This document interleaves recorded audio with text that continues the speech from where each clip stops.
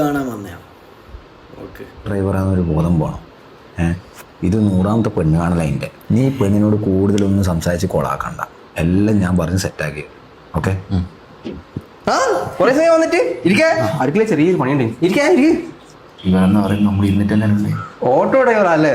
അപ്പൊ കാര്യത്തിലേക്ക് വരാ. അച്ഛനമ്മിയില്ലാത്ത കുറവ് തന്റെ പകക്ക് ഞാൻ വരുത്തിയില്ല. കാരണം അച്ഛനമ്മി ഓളൻ ഞാൻ ഏത് ഏത് ഏത്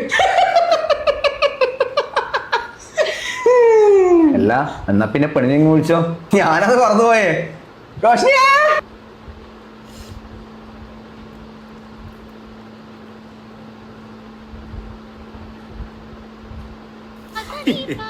സംസാരിക്കണം.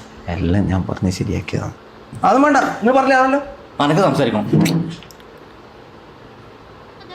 പേര് റോഷ്നി എന്നാണല്ലേ ബ്രോക്കർ പറഞ്ഞു. ഇവന് വേറൊന്നും വേണ്ട.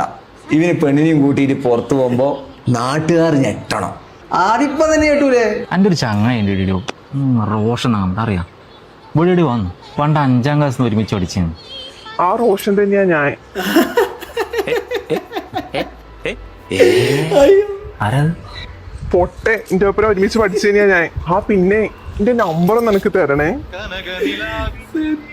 അവസ്ഥ എന്ന് വെച്ചാല് തിരിയൂലടാ. അവരത്രക്ക് ഇവർ ഒരുങ്ങിക്കഴിഞ്ഞ മനുഷ്യന്മാർക്ക് തിരിയൂല. പക്ഷെ അത് ഒറിജിനൽ പെണ്ണ് തന്നെയാണ്.